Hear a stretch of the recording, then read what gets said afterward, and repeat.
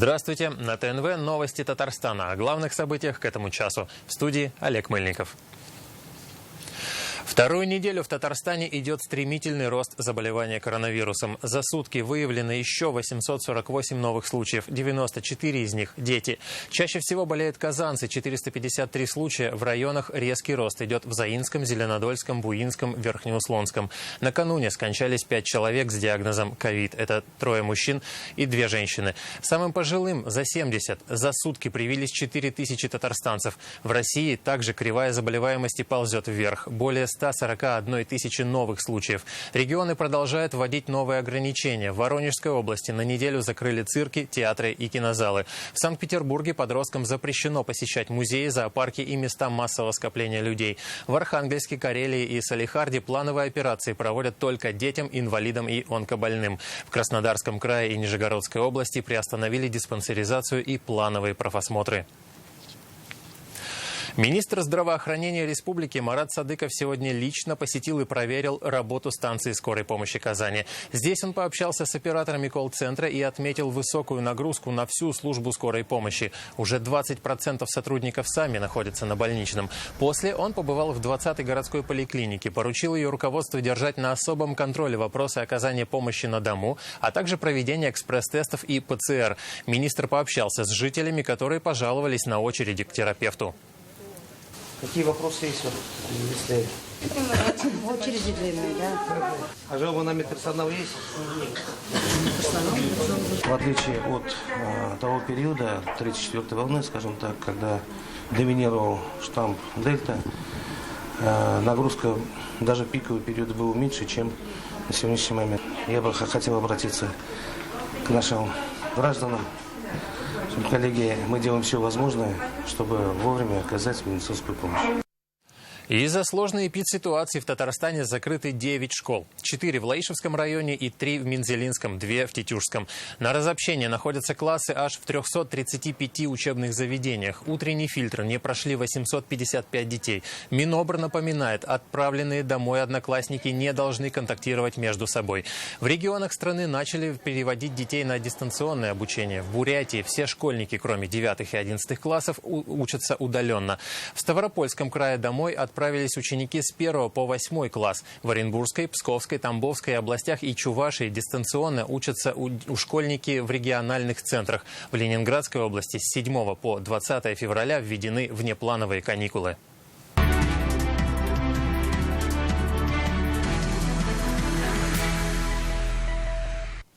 Мы увеличиваем потребление, развиваем производство и при этом чистим за собой.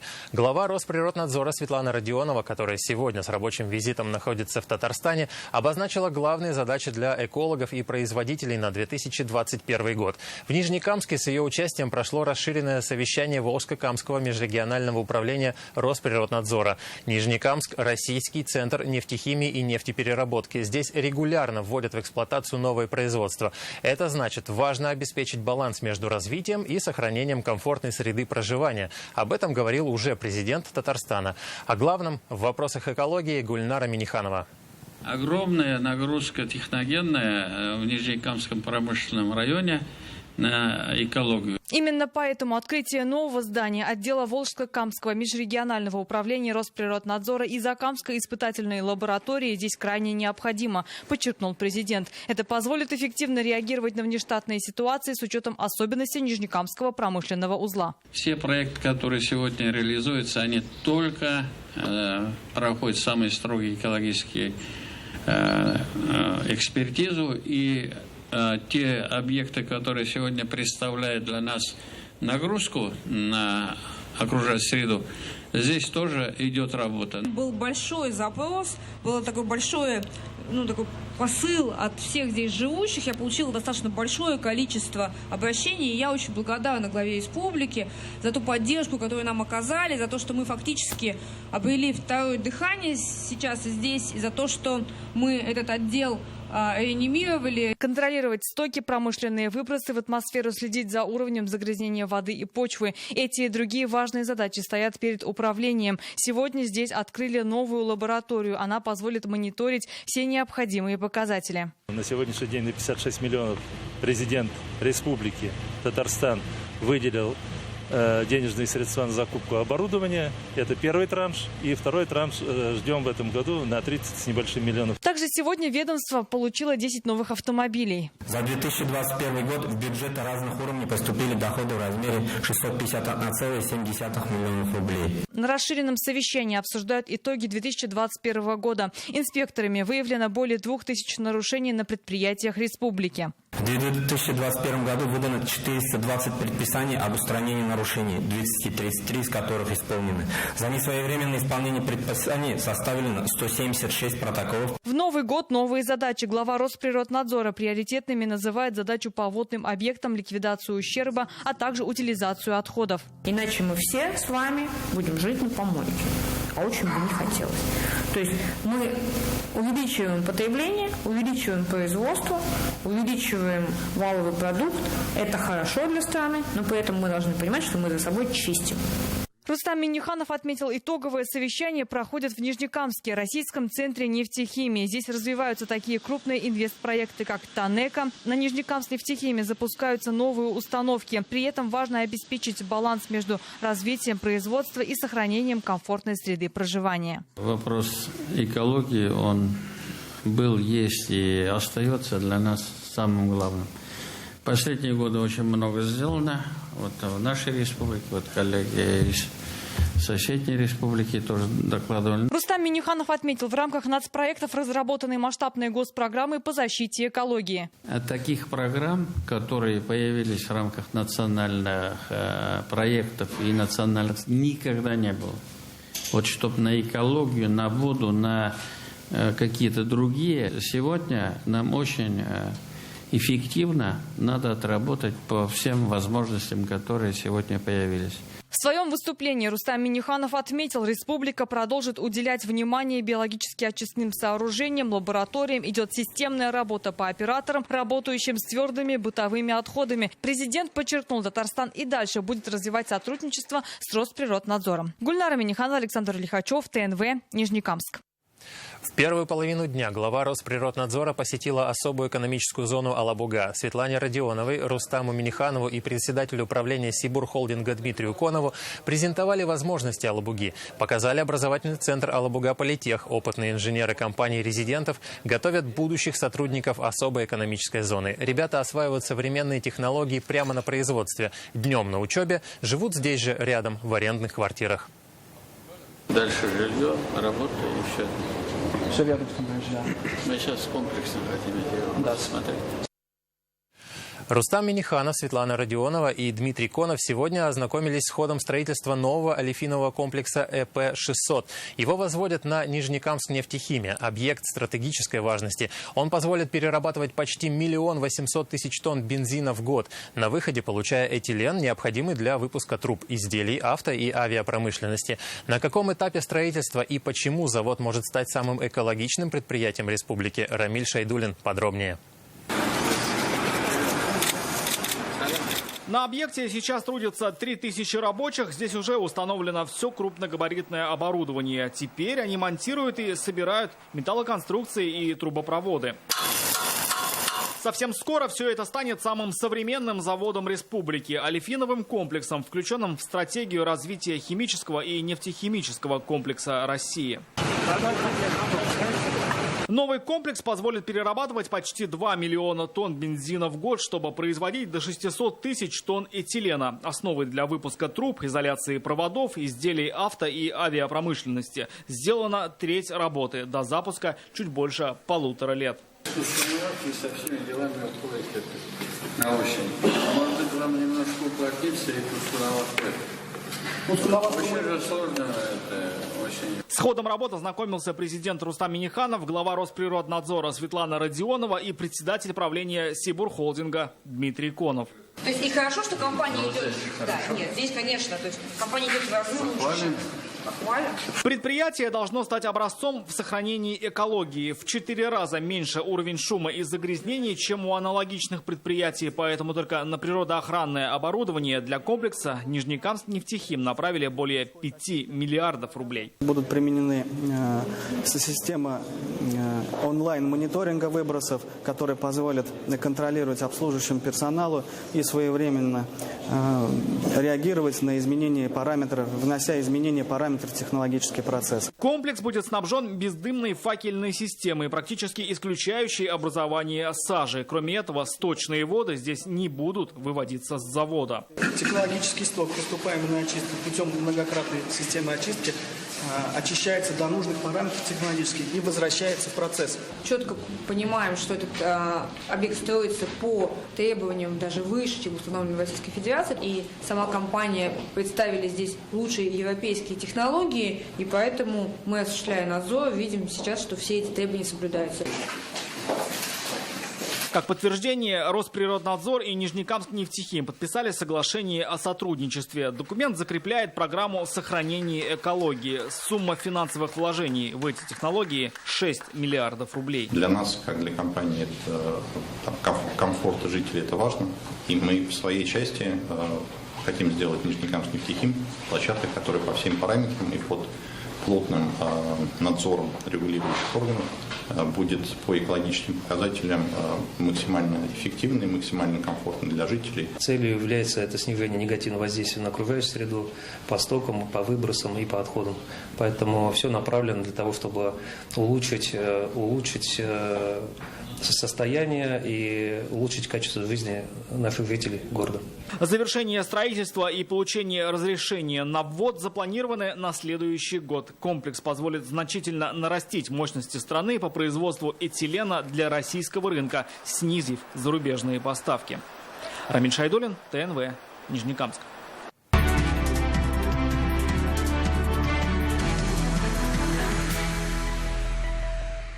Снежный пласт в набережных Челнах упал на 7-летнюю девочку. Вместе с мамой и братом она шла на детскую площадку. Буквально в следующее мгновение Риту накрыло снежной шапкой. Ребенок не пострадал, хотя и сильно испугался. За этот дом в Новом городе отвечает управляющая компания «Энергетиков». В отношении нее городская прокуратура уже вынесла представление об устранении нарушений. Однако у коммунальщиков своя версия произошедшего. Они утверждают, что регулярно чистят крыши домов. По их мнению, происшествие случилось по вине жителей дома. По закону это они обязаны чистить крыши остекленных балконов от снега и сосулек. Напомним, глава МЧС республики еще в минувшую пятницу призвал муниципалитеты подготовиться к оттепели. Она очень сильно испугалась, закричала, что задыхается. Были немножко слезы, истерики. Тут достроили 6-й этаж. Мне кажется, проблема в этом. Потому что, смотря на соседние дома, такой проблемы нету. Очистка кровель производится регулярно после каждого снегопада. А данная кровля также была очищена и в установленные сроки. Падение снежной массы произошло с карниза жилой квартиры данного дома. Очистка оконных карнизов не входит в зону обслуживания управляющей компании. И в соцсетях появилось видео с камер видеонаблюдения. В одном из дворов Казани на машину упал снег. Удар был такой силы, что крышу авто смяло. В республике вновь ухудшится погода. Сегодня ночью и завтра ожидается сильный снег, порывистый ветер, метель. Видимость на трассе может ухудшиться до 1 километра. На дорогах гололед и снежные заносы. Ночью и утром местами туман. Водителям рекомендуют соблюдать все правила дорожного движения и быть предельно внимательными. Челнинские врачи провели уникальную операцию. Первыми в России заменили самый крупный сосуд в организме человека – аорту. Операция длилась более 22 часов. Хирурги использовали авторскую методику. В итоге сохранили жизнь 50-летнему пациенту. В больницу скорой помощи Челнов его доставили на вертолете из Ютазинского района. У мужчины было расслоение аневризмы и разрыв аорты. Синтетический протез самого крупного сосуда ставили в свернутом виде, чтобы сохранить кровоснабжение рук, головного мозга и почек. Пациента выписали через несколько дней. Сейчас мужчина идет на поправку. Операция была выполнена, естественно, с охлаждением пациента, потому что потребовалось некоторое время прекратить кровоснабжение в организме для того, чтобы практически все крупные ветви, кровоснабжающие голову и головной мозг, переключить. Нам пришлось восстанавливать не только проходимость самой аорты вот этого протеза, но еще и вот этой самой мембранки, которая здесь возникла. И, соответственно, это сделать крайне сложно. Обеспечить аудитории доступ к информации на удобных для нее каналах в удобном формате. Такую задачу поставили татарстанским СМИ на итоговой коллегии Республиканского агентства по печати и массовым коммуникациям «Татмедиа». Здесь подвели итоги 2021 года. Несмотря на падение печатных тиражей, Татарстан остался читающим регионом. Еще одна тенденция – переход СМИ в онлайн. Засилье фейков вновь вернуло интерес к проверенной информации и профессиональной журналистике. Какие изменения ждут сферу СМИ, узнала Лина Зинатуллина. Уже традиционно перед началом заседания республиканские телеканалы, радиостанции и газеты презентуют новые программы, форматы и возможности. Вот так выглядело радио 70 лет назад. С годами приемники меняли форму, становились все меньше, а сейчас, чтобы настроиться на волну, они и вовсе не нужны. Радио можно слушать онлайн из любой точки мира, а чтобы выйти в эфир, не обязательно быть в студии. Ведущие вещают здесь и сейчас.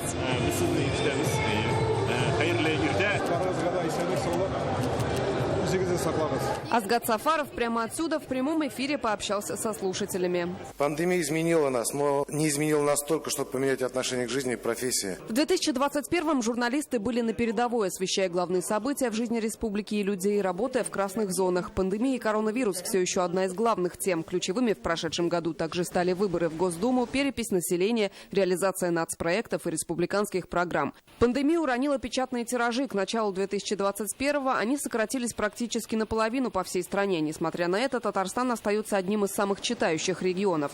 В 2021-м главными источниками новостей практически в равных долях стали интернет-сайты, телевидение и соцсети, рассказывает Айдар Салимгараев. В целом, сегодня традиционные СМИ нельзя представить без онлайн-форматов. Перед карантинных ограничений еще раз доказал, что доверие к достоверной, качественной информации, подготовленной профессиональными редакционными командами, в новых условиях выросло. Социальные сети, ранее выполнявшие в обществе исключительно коммуникативную функцию, сейчас являются для пользователя источником надежной информации. Так, контент, который готовит ТНВ, можно смотреть во всех соцсетях, где и как удобно зрителю. В Инстаграм канала почти 170 тысяч подписчиков. На Ютуб от ТНВ их почти 130. В июле канал получил от видеохостинга серебряную кнопку за отметку в 100 тысяч. В декабре ТНВ стал лидером рейтинга телесмотрения по Татарстану. Это результат большой коллективной работы. Во-первых, у нас появились новые форматы. Мы начали снимать сериалы. Второе, это, конечно, профессиональная работа и службы новостей, которая сегодня поставляет качественную, своевременную и, главное, профессиональную, сделанную информацию. Но профессионалов сегодня не хватает везде и практически всем. Из почти 300 выпускников Высшей школы журналистики КФУ в 2021-м по профилю устроились меньше половины. Самые востребованные профессии – корреспондент, редактор, СММ-менеджер, режиссер. Сегодня мы ощущаем нехватку кадров, особенно молодых специалистов. Удержание кадров, сохранение преемственности, обмен опытом между поколениями. От этого зависит смысловое наполнение татарстанской журналистики, ее убедительность, уровень доверия к СМИ. Сегодня важная аудитория СМИ – дети. Поколению Z и контент нужен нового поколения. Создание для них интересного, полезного контента – это воспитание нашего будущего. Успешно развивается направление Татмедиа Junior, объединяющее читателей журналов «Салават Купере», «Сабантуй», «Ялкын» и «Дель». Нельзя не отметить телеканал «Шаян ТВ». Вы смогли заинтересовать детей изучением и общением на родном языке. Спасибо Ильшату Юнусовичу за то, что продолжаете эту работу. «Шаян ТВ» на верном пути. В год цифровизации планируют создать единую онлайн-платформу, объединяющую все национальные теле- и радиоканалы республики. Она будет доступна в виде мобильного приложения, ведь сейчас все свободное время зритель проводит со смартфоном. Как отметил Азгат Сафаров, социально значимая информация сегодня конкурирует за внимание аудитории с развлечениями, рекламой, а иногда и фейками. Телевидение, радио, печатных изданий, у которых уже есть сложившаяся аудитория, важно сохранить и развивать пользу омниканальности, то есть объединение различных каналов коммуникации в единую систему. Это нам действительно позволит неразрывно быть в контакте с аудиторией. И наша задача с вами обеспечить доступ к информации на удобных каналах, в удобном формате. В завершение коллегии отметили работу журналистов. Благодарственное письмо президента Татарстана получил продюсер службы новостей ТНВ Радик Фархулин, редактор программы «7 дней» Ильзира Юзаева и редактор литературно-музыкальных программ Альфира Магдиева, удостоены звания «Заслуженный работник печати и массовых коммуникаций Татарстана». Лина Знатульна, Марат Зайдуллин, ТНВ, Казань. Госсовет Татарстана подготовил 13 поправок к федеральному закону о публичной власти ко второму чтению. Сегодня их обсуждали на заседании Комитета по госстроительству и местному самоуправлению. Напомним, законопроект принят в первом чтении Госдумой. Одно из изменений – это упразднение городских и сельских поселений. Систему предлагают сделать одноуровневой. В нее войдут только городские и муниципальные округа. Сейчас ко второму чтению регионы вносят свои поправки. В Татарстане создана рабочая группа во главе с вице-спикером Маратом Ахметовым. Надеемся, чтобы наши поправки услышали, и ответственный комитет Госдумы будет более ответственно относиться к тем поправкам, которые будут представлены со стороны субъектов Российской Федерации и других. Основные предложения Госсовета Татарстана – четче прописать понятие законопроекта, сохранить действующую в республике модель избрания муниципальных глав и дать возможность проводить дополнительные выборы местной власти на время переходного периода после принятия закона. По федеральной реформе в республике должны быть упразднены 911 из 956 муниципалитетов. Их сотрудников постараются максимально сохранить, они должны перейти на работу в территориальные органы власти. Просто предлагаем, исходя из опыта, настаиваем на сохранении модели, которая существует сегодня в Республике Татарстан. Эта модель избрания глав, она доказала свою, как говорится, эффективность. Она именно позволяет и в систему публичной власти включение более мягкого и, соответственно, выстраивание вертикали. Верховный суд России признал террористической и запретил в стране движение «Колумбайн». Подробности читайте в интернет-газете «Реальное время». Страшный пожар случился в селе Тихоновка Альметьевского района. Дотла сгорел дом семьи Макаровых. Хозяйка спаслась, но имущество спасти не удалось. Сейчас им очень нужна помощь. Семья надеется, что отзовутся неравнодушные зрители. Сейчас мы просим взять ручку и блокнот, чтобы записать номер телефона. Репортаж Филюзы Хамидуллиной. Вот кадры пожара, которые сняли очевидцы. 9 утра горит деревянный дом в селе Тихоновка. Игорь Макаров жил здесь с мамой, но в то утро он был в отъезде. Мама успела позвонить и сообщить о пожаре. Я подъехал, еще не было ни скорой, ни пожарной, когда я забежал во двор. Все полыхало уже. Как выяснилось, позже хозяйка включила обогреватель на веранде. Сама ушла в дом. Произошло короткое замыкание. В результате пожара огнем было уничтожено кровля дома, чердачное перекрытие, и дом выгорел изнутри. Общая площадь пожара составила 32 квадратных метра. Она находилась здесь уже на подоконнике. Павел Варфоломеев работает таксистом. Он оказался первым, кто увидел дым, и спас из горящего дома Наталью Самарову. Попыталась уже вылезти, была на подоконнике, но уже находилась в обморочном состоянии. Видимо, надышавшись угарного газа и тому подобное. И вот я ее вытащил на улицу. Успела вытащить только документы. Вовремя подоспел таксист, не растерялся, бросил клиента, перепрыгнул забор. Огромное ему спасибо. Вот ожог глаз, легких, дыхательных путей и ожоги второй степени. Женщина сейчас в больнице, ей уже лучше. Но огонь уничтожил все. Мебель, одежду, документы. Дом восстановлению не подлежит. Возвращаться Наталье Самаровой некуда. Волонтеры Альметьевска организовали сбор. Мама Игоря Макарова на пенсии, сам работает электромонтером у нефтяников. С работы уже оказали финансовую помощь. Но этих денег на новый дом не хватает. Семья поживает очень скромно, сами понимаете. И сейчас стоимость стройматериалов очень дорогая. И это случилось так внезапно, когда у семьи никак не оказалось финансов никаких. И, конечно, нужна финансовая помощь, нужны, может быть, кто-то окажет помощь в стройматериалах. Также нужна грузовая машина, которая помогла бы этому человеку разобрать эти бревна и вывести. Вот этот наш дом, который начал я строить. Еще 13 лет назад рядом со сгоревшим домом семья начала строить новый. Крыша, окна, стены есть. Но чтобы завершить, нужна существенная сумма. Пока семью приютили знакомые. На данный момент, пока лежит в больнице, я за ней ухаживаю, за ней уход нужен.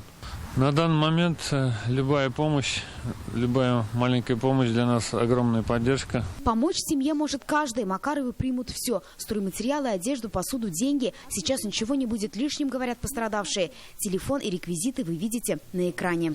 Филюза Хамидуллина, Эрик Хабибуллин, ТНВ, Альметьевский район.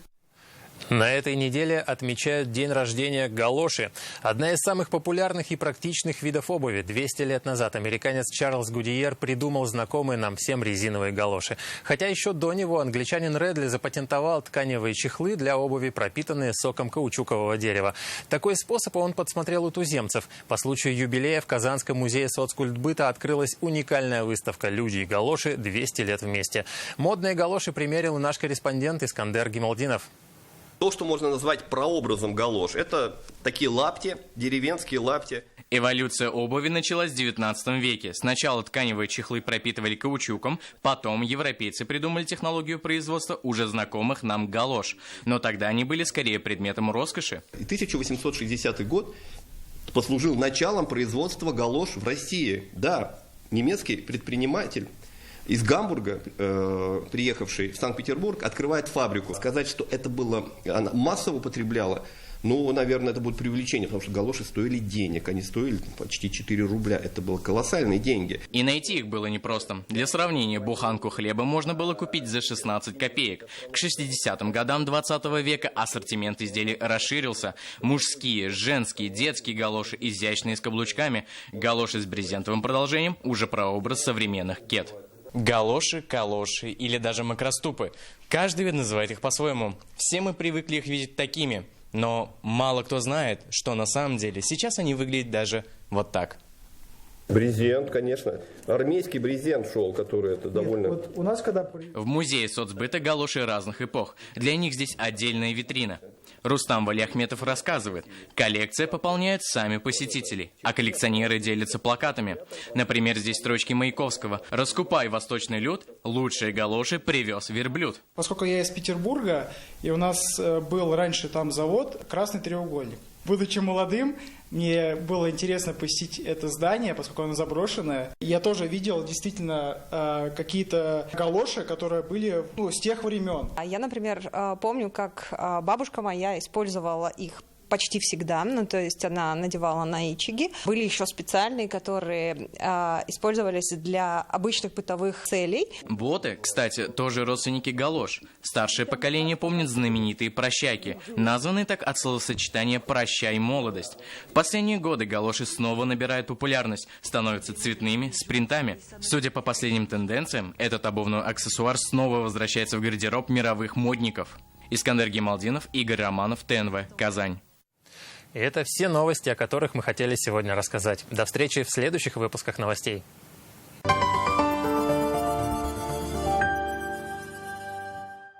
Встречайте жаркое лето в Казанском цирке. С 28 января окунитесь в тропик-шоу «Джамбо». Дорогие друзья, процедура списания долгов введена специально, чтобы облегчить бремя должника. Записывайтесь на бесплатную консультацию.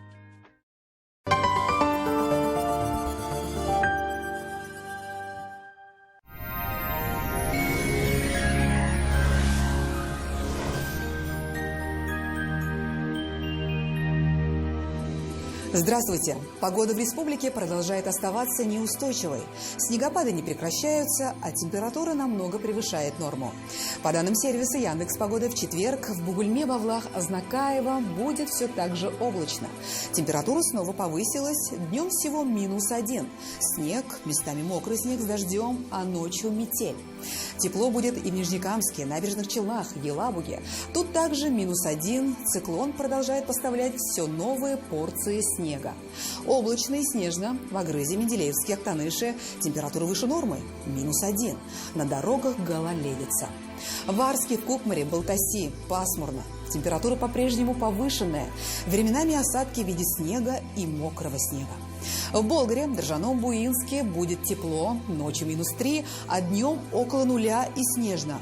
На дорогах очень скользко, местами снежные заносы и снежная каша, что может затруднить движение. Водители и пешеходы, будьте бдительны и взаимовежливы. В Чистополе, в Альметьевске, Мамадыше облачно, ожидается снег, а ночью метель. В пятницу в республике сохранится теплая погода. Также ожидаются новые порции снега. Снова достаем лопаты, терпение и не забываем хорошее настроение. Федеральная сеть медицинских центров «Доктор Ост». Лечение самых сложных заболеваний позвоночника и суставов, без боли и хирургического вмешательства. За 12 лет в 10 городах России врачами клиники отменено более 70 тысяч операций. Боль в коленях становится пыткой. Поставили мне протез, а он не прижился. Встать на ноги я не смогла. В «Доктор Ост» пообещали помочь спасти уцелевший сустав без операции. С помощью инъекций нового поколения мы научились восстанавливать утраченные хрящевые ткани и возвращать подвижность сустава. От протезирования я отказалась. Очень надеюсь вылечить оба колена и больше не вспоминать про боль никогда. Санчи – сокровище китайской традиционной медицины. Дает энергию, укрепляет иммунитет, повышает качество сна, улучшает самочувствие, способствует снятию усталости. Санчи – источник энергии и долголетия. Спрашивайте в аптеках «Фармленд». Телефон для справок 8 927 236 71 75. О погоде в столице. В Казани ожидается пасмурная погода, снег, ночью сильный и метель. Ночью -3, а днем около 1 градуса ниже 0. Ветер юго-восточный, умеренный. Атмосферное давление составит 750 миллиметров ртутного столба, влажность воздуха 94%. Магнитное поле Земли спокойное, но погодные условия неблагоприятны для самочувствия метеозависимых людей. Пожалуйста, берегите себя. О погоде все. В студии была Лейла Латыпова. Всего доброго и до свидания.